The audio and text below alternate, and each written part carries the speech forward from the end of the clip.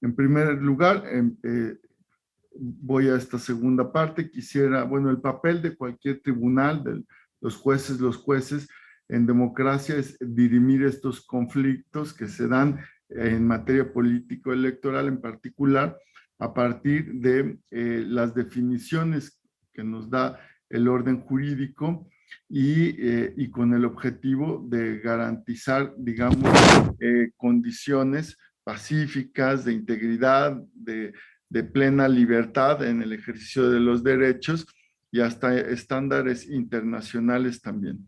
¿Qué pasa cuando las decisiones del Tribunal Electoral o de alguna otra eh, o de una corte constitucional o algunos tribunales en perspectiva comparada se enfrentan a un contexto de posibilidad de desacato por parte de los actores políticos, de otros poderes del Estado, eh, y en qué medida, digamos, el rol, el papel, la función del tribunal en cuestión, en este caso del tribunal electoral, puede desplegarse buscando no caer en un contexto de confrontación ni de contribuir a la fragilidad que en un Estado de Derecho puede representar el desacato de las decisiones judiciales, pero también reconociendo que en el caso del Tribunal Electoral en particular,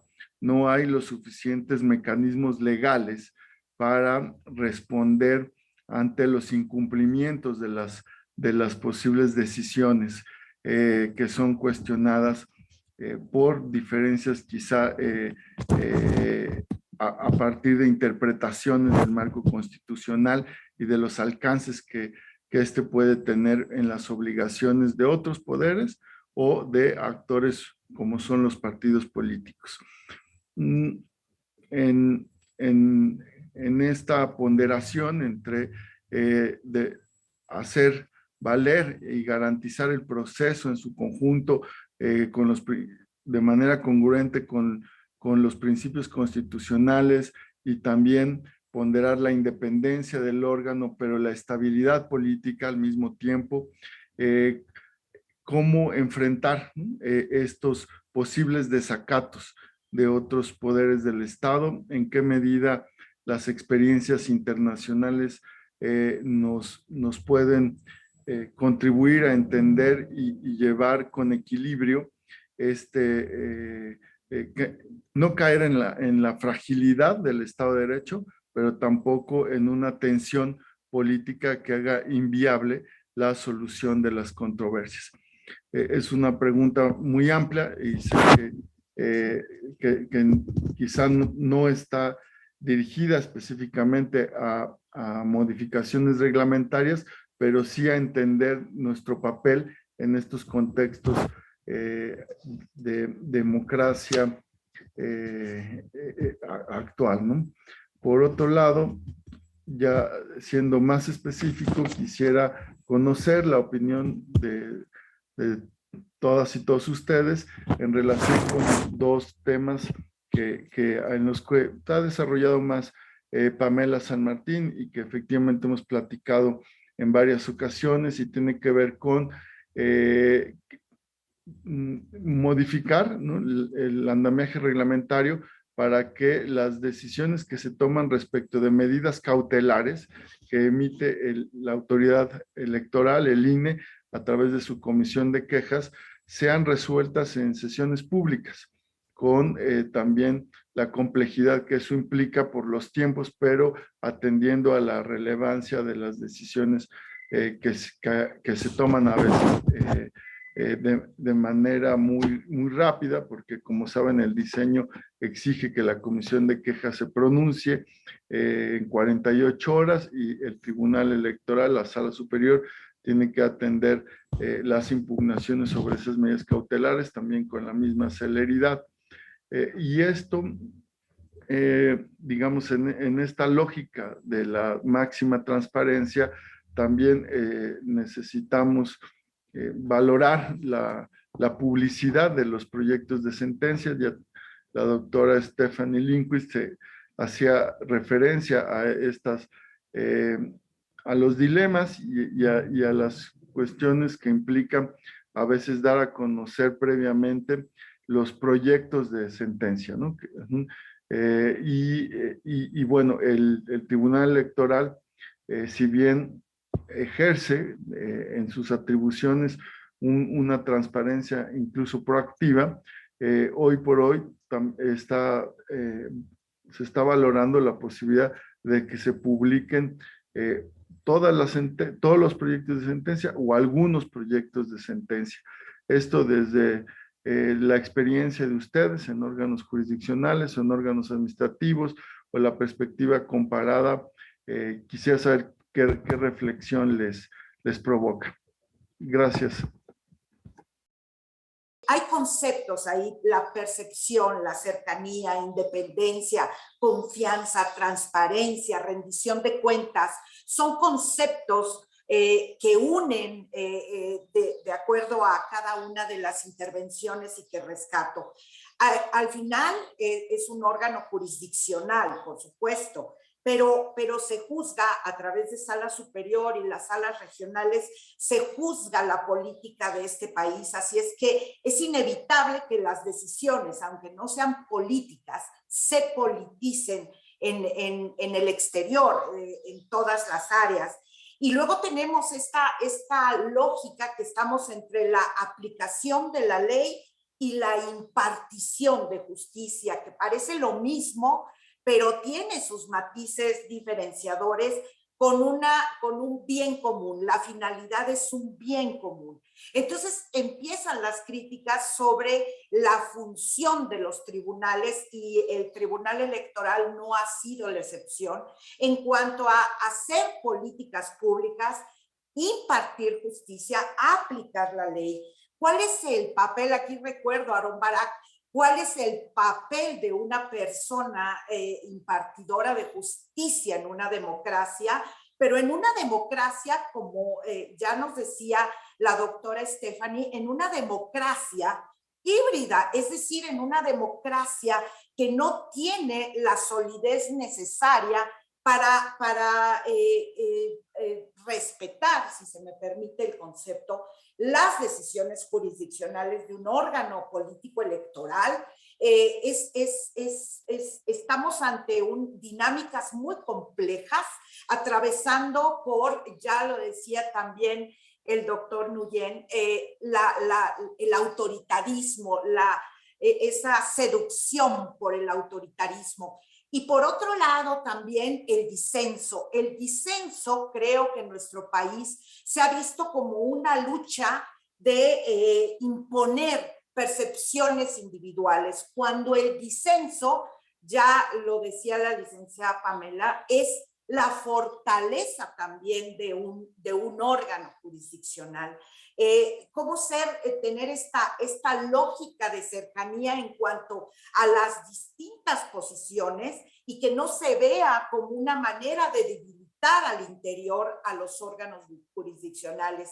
Porque incluso a veces los votos disidentes, y bueno, aquí traigo a Ruth Bader Ginsburg, pueden ser una dinámica de entendimiento de lo que viene, los votos disidentes. Pero ¿cómo hacer en un país como hoy, en un México de hoy, con un tribunal electoral que lucha constantemente por ese fortalecimiento, con un órgano administrativo que es el INE, que tienen un vínculo indisoluble por los temas que se tratan, y manejar este acercamiento con la ciudadanía y que esta percepción cambie? Y bueno, yo me quedaría con una reflexión también sobre el disenso, que es sano, es natural, entre las salas regionales y la sala superior, y que se vea como esta discusión y esta reflexión de distintos puntos de vista, y que no se vean todas estas posiciones disidentes como una lucha, sino como una colegialidad. La colegialidad que obliga entre órganos jurisdiccionales, entre autoridades administrativas, para lograr que la ciudadanía entienda y reflexione sobre los problemas político-electorales de nuestro país. Así es que, y pues si esta es la medida, una de ellas, la publicación de proyectos, desde mi punto de vista es bienvenida, y por supuesto las medidas cautelares que forman una lógica inmediata en la política. Así es que quizás muy complejo, porque es hacia dónde podemos ir para que todo esto se vea en armonía hacia la gente, que es el foco de atención de un órgano jurisdiccional. Muchísimas gracias.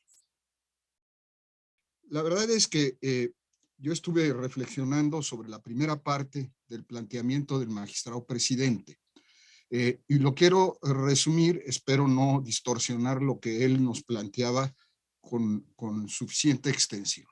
Es decir, es el problema que puede surgir y que surge de hecho siempre frente a ciertas condiciones, que eso es lo más importante para mí, en decisiones trascendentes de los órganos jurisdiccionales, particularmente en el ámbito político electoral, por razones obviamente muy claras de lo que representan.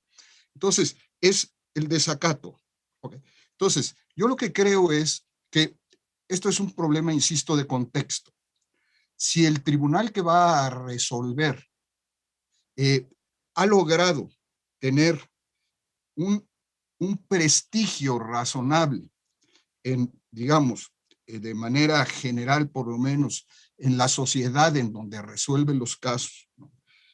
Que tiene un respaldo objetivo de medios, de organizaciones políticas, de organizaciones sociales, de un sector de la sociedad importante, ¿no? Si tiene, para ponerlo y concretarlo, autoridad moral en el ambiente en donde se desarrolla y resuelve, tiene mucho más posibilidades de poder enfrentar el desacato, y estoy de acuerdo con el presidente también en que no se busque el enfrentamiento, sino se buscaría la solución, pero que por supuesto el tribunal, y esta es mi frase final, de ninguna manera puede, digamos, claudicar de su función principal, que es que una vez que ha resuelto un asunto, no tenga ninguna consecuencia legal conforme a lo que ha resuelto. Entonces, a mí me parece que esto es importante tomarlo en cuenta, y creo que esto se puede distinguir de país a país e inclusive, en algunos casos, de localidad a localidad, de donde se está, digamos, imponiendo una resolución que se tiene que cumplir. A mí me parece esto fundamental. Entonces, es un trabajo que tiene que venir con el tiempo para que haya cierto reconocimiento real al órgano jurisdiccional por parte de la sociedad. Porque de otra manera, los tribunales no tenemos capacidad, en ningún caso, ¿no?, de una respuesta a través de la fuerza. Tiene que ser a través del convencimiento y a través del apoyo generalizado en función de lo que resolvió el tribunal, para que la otra parte acepte, por lo menos moderar, ¿no?, en el desacato que en principio se plantea. Gracias. I think the question that the Chief Justice Creo poses que is the most la important pregunta question que for all realiza el courts. magistrado presidente That es is la the más question of importante compliance. pregunta para todos But los it is tribunales. particularly important for the tribunal, simply Es because the particularmente tribunal importante para el is in tribunal, the vulnerable position of having ya que este to tribunal está en make la judicial posición vulnerable commands de to the coordinate branches, emitir the decisiones executive or the judiciales y órdenes legislature in the federal judiciales government.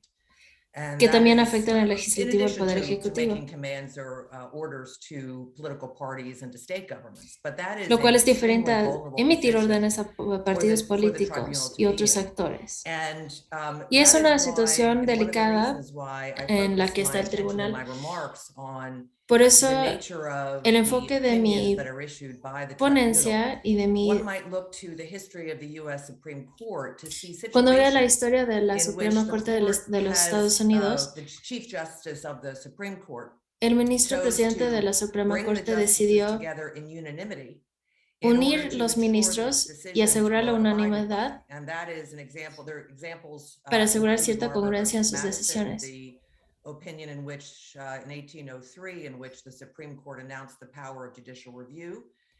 Por eso, cuando la Suprema Corte decidió instaurar la revisión judicial de las decisiones en 1808, eso implicó que las decisiones siempre fueran unánimes y congruentes. No creo que dice nada.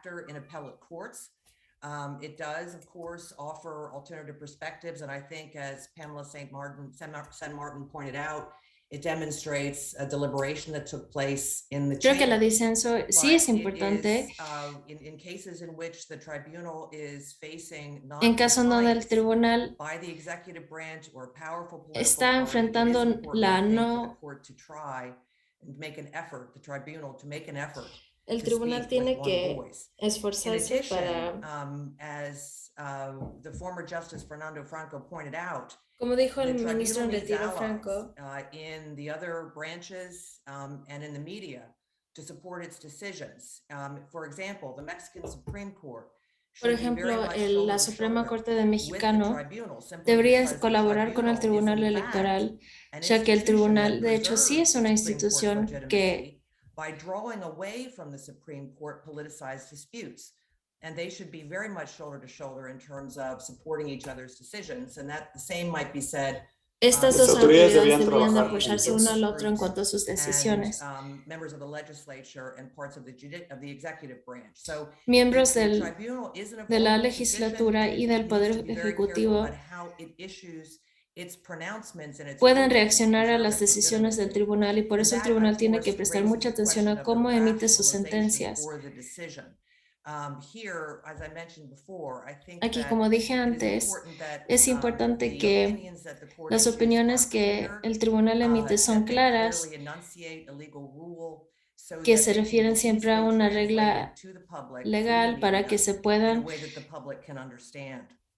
traducir de una forma entendible para la ciudadanía.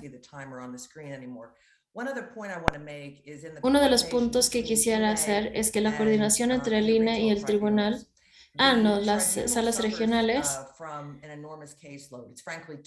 tiene que ver con una alta demanda, una alta cantidad de asuntos y una forma de gestionar este alto nivel de trabajo es preservar la posición del tribunal como una instancia de apelación que revisa las decisiones del INE y que asegura cierta autonomía para las salas regionales. Y luego, en cuanto a INE, como dije en mi reporte, el tribunal debería de considerar reglas y revisión que con mucha discreción administrativa para que el tribunal pueda confirmar o no las decisiones del INE. Así preserve la diferenciación única del tribunal como una corte, más bien en vez de un órgano administrativo. Y esto es muy importante para los tribunales para mantener su autonomía institucional. Una vez que sus decisiones sean respetadas, se logra la confianza pública. Gracias. Mi reacción es un poquito amplio. Va en ese sentido de que no podemos reflexionar sobre la resolución de conflictos a partir únicamente del tribunal. Porque yo tengo la impresión que la creación del tribunal es casi una contraparte de la autonomía del INE. En muchos países en Europa no existe algo como una institución judicial particular dedicada al tema electoral. Entonces, en caso de México, si hay un conflicto ahora, yo tengo la impresión, pero no tengo la experiencia de la consejera Pamela, ni de los magistrados Orozco o Fernando Franco. pero no, el conflicto ahora se dirige directamente al INE. El tribunal es un daño colateral casi del conflicto con el INE. ¿Por qué? Porque finalmente lo que está en juego hoy en día es la capacidad, digamos, de orientar el INE. Lo que a mí personalmente me parece algo casi imposible. Imposible en este sentido de que México ha dedicado décadas para construir un sistema electoral independiente, creíble, y que cualquier esfuerzo para, yo diría, criticar este sistema, usted puede verlo, no va más allá de la crítica cotidiana, pero tengo fe de que la experiencia pasada de la población mexicana en general es de preservar y de defender finalmente los logros de los años de reforma electoral. Y a partir de sí, el trabajo del tribunal es más complicado. Se habla más de la dificultad de mantener, yo diría, su autonomía, pero otra vez tengo esta impresión de que son tentativas, pero no necesariamente algo tan preocupante. Esa es mi visión un poquito de fuera, optimista, diciendo, tengo la fe de que en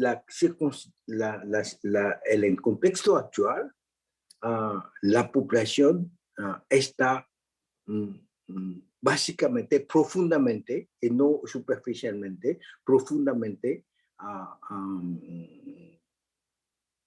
digamos, en favor, en apoyo de las instituciones independientes y profesionales. Brevemente, suscribo esencialmente lo que señalaba el ministro Franco en cuanto a la pregunta del magistrado presidente Reyes Rodríguez, por lo que se refiere a los casos de desacato.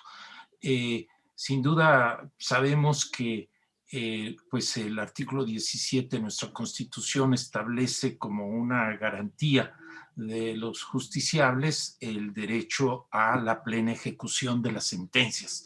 Y también hay estándares internacionales de derechos humanos en cuanto a que esto es parte del derecho al acceso a la justicia completa, ¿verdad? Que implica la plena ejecución de las sentencias, pero que simultáneamente pues hay todo un contexto que siempre debe ser atendido con prudencia por el órgano juzgador. Y sin embargo, sí hay que, dentro de los márgenes que permiten la ley, también hacer todo lo que está al alcance del órgano jurisdiccional para que una sentencia que ha emitido no se convierta en un cuadro que uno pueda colgar, sino que efectivamente pueda materializarse y salvaguardar los derechos políticos involucrados. Me viene a la mente el caso de Yucatán, que fue un caso de desacato cuando el Tribunal Electoral ordenó que se volviera a designar un Consejo Estatal Electoral y que hubo un desacato por parte del Congreso. En fin, es conocido, pero esos dilemas y esos desafíos que tiene el órgano, que lo han enfrentado otros tribunales constitucionales, incluso la Suprema Corte de los Estados Unidos ya la experta, la profesora Linkwitz, recordará un caso de desafío del del presidente Jackson, a algún fallo de la Corte Suprema, del juez Marshall, o también algunos desafíos en cuanto a unos habeas corpus que había ordenado la Corte y que no acató el presidente Lincoln. O sea, son dilemas, pero siempre hay que actuar pues con prudencia, pero sí igualmente hacer todo lo que está al alcance del órgano jurisdiccional para hacer valer sus decisiones, porque si estas no son acatadas de manera reiterada, pues entonces pierde sentido, ¿verdad? Y de ahí pues que si el juez no tiene el poder de la bolsa ni de la espada, como decía Cerreza en El Federalista, sí tiene el poder del juicio o del discernimiento, de la motivación jurídica argumentada para evidenciar las faltas que puedan, los desacatos en que puedan incurrir las ramas políticas de gobierno, y pues de ahí que también apoyarse en la opinión pública, y eventualmente pues hay medios de apremio que son limitados, ¿verdad? Pero que pueda ser utilizados por el órgano jurisdiccional. Rápidamente, en cuanto a la resolución de medidas cautelares, sin duda ya lo plantea el presidente, será muy importante escuchar a lo que desde la perspectiva de la Autoridad Electoral Administrativa, lo que nos pueda compartir y su rica experiencia la exconsejera San Martín, pero que también yo diría desde un punto de vista técnico, pues es una medida cautelar, equivale a un auto definitivo, no es propiamente una resolución en donde sí hay o sea, no es una sentencia que ponga fin a un juicio, ¿verdad? Y de allí que sea posible que, como se prevé en el reglamento del Tribunal Electoral, en ciertos casos urgentes, ¿verdad?, puedan no necesariamente ser resueltas de manera en sesión pública, porque yo diría, hay que tener presente que lo que realmente, desde una perspectiva del derecho procesal, los aspectos, la publicidad de las decisiones es precisamente a través de la versión escrita donde se expresan los argumentos a favor y en contra, ¿verdad? Y no necesariamente que esto sea resuelto, y lo digo desde una perspectiva del derecho comparado, a través de una sesión pública que se atiendan algunos argumentos que necesariamente no son todos, ¿verdad? Hay que finalmente, todos y cada uno de los agravios no se abordan en una sesión pública porque no daría tiempo, sino que necesariamente se traduce a la sentencia respectiva en donde se explicitan las razones.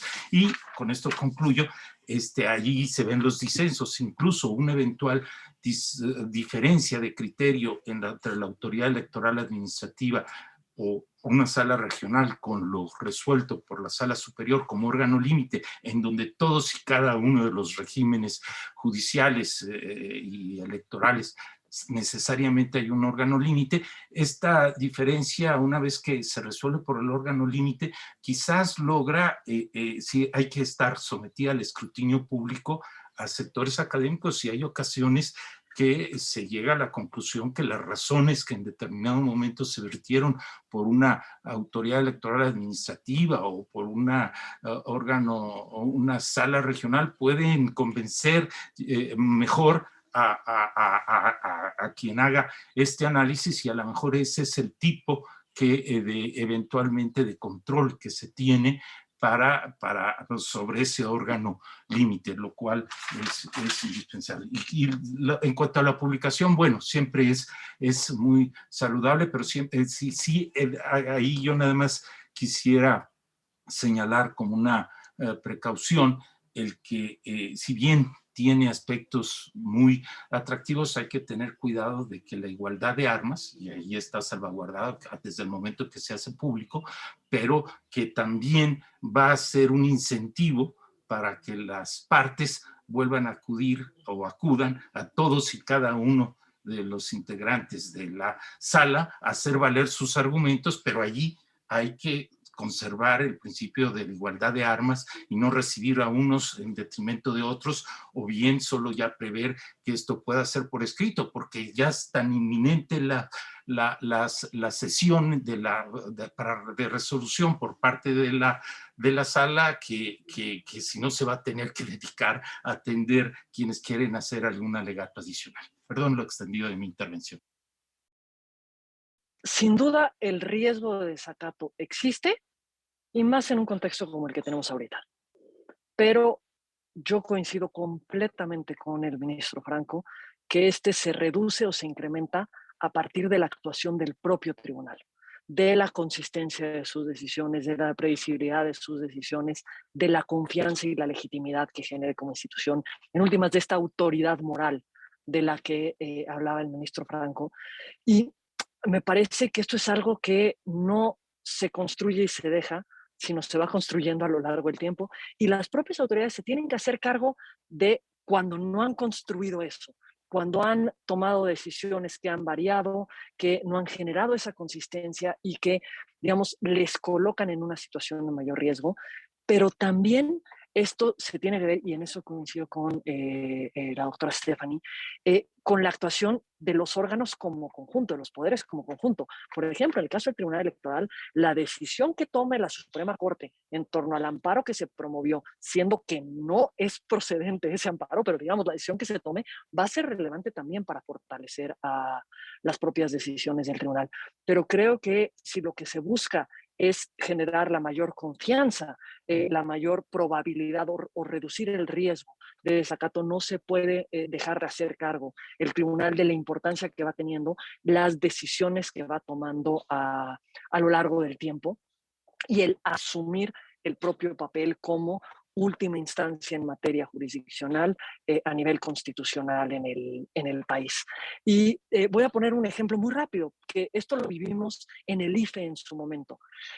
Si había algo que era, digamos, controversial siempre y que generaba muchísimos problemas con los partidos políticos, era esta discusión sobre la calumnia en la propaganda política.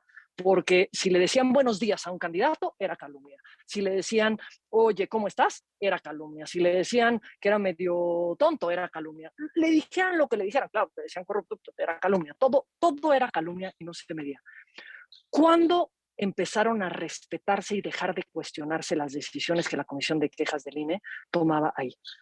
Cuando hubo una decisión tajante, el criterio que se va a utilizar es se utiliza parejo para todos. Todos saben perfectamente cuál es la regla que le aplica y no hay ningún margen, digamos, de variación de esos criterios. Esa estabilidad generó confianza y generó, digamos, incluso una voluntad de acato a las decisiones que iba tomando la Comisión de Quejas. Y en relación con esto abordaré un tema, porque creo que es importante algo que dijo también la doctora Stephanie. Y es, a ver, yo soy alguien que siempre resaltaré y defenderé el valor de la disidencia, la fortaleza de la disidencia al interior de los órganos colegiados. Pero tener posiciones mayoritarias y posiciones minoritarias no es un valor en sí mismo. El objetivo debe de ser siempre buscar los mayores consensos posibles, buscar las coincidencias dentro de las diferencias. Y digamos, ese es el mayor reto. Y coincido que en los casos más relevantes, digamos, se tiene que hacer un esfuerzo aún más fuerte para lograr, digamos, aterrizar ese reto, para que se logren en la medida de lo posible las unanimidades, pero no acallando a una parte, no, digamos, como digamos en México, no mayoriteando a unos respecto de los otros, sino precisamente buscando construir una posición que involucre a todos los involucrados, que involucre las preocupaciones, que involucre los cuestionamientos, los señalamientos de todas, de todos, incluso, digamos, los cuestionamientos públicos que se dan en torno al tema, porque eso genera confianza, eso genera una fortaleza y, digamos, contribuye a que este papel de autoridad moral que tenga el órgano sea mayor. Tercero, solamente el tema de las medidas cautelares que mencionaba el magistrado presidente. A ver, tiene razón el magistrado Orozco cuando dice no es una resolución de fondo, pero al tiempo sí lo es. Jurídicamente no es una resolución de fondo, pero en los hechos sí es una resolución de fondo. Es una resolución que, aunque sea de forma temporal, define los derechos y las libertades en este país. Si en una campaña se va a poder escuchar un determinado discurso o no se va a poder escuchar un determinado discurso. Y me parece que las ciudadanas y los ciudadanos no solamente tienen derecho a saber cuál fue la decisión final que se plasmó en una sentencia, tienen derecho a conocer todos los argumentos. Y esto, sí, hay las complejidades del tiempo, son las mismas complejidades que tiene el INE. Y el INE ha logrado hacer que su comisión de quejas y denuncias sesione con la urgencia que amerita, precisamente para poder transparentarlo. Y todas las decisiones a partir, digamos, de una modificación reglamentaria que hizo el INE, se transmiten públicamente a tiempo real, precisamente para que puedan ser escuchadas y atendidas. Y si se va a hablar de publicidad de las sentencias, yo coincido en algo, tienen que haber reglas institucionales. Es decir, no puede ser la personalización de yo decido que yo hago sentencias y hago públicas mis sentencias y el otro o la otra es menos transparente y decide lo contrario. Institucionalmente vale la pena establecer estas medidas de transparencia y las reglas que van a ir asociadas a las mismas, a las que todos los integrantes del propio órgano colegiado concuerden con ellas y se puedan construir conjuntamente.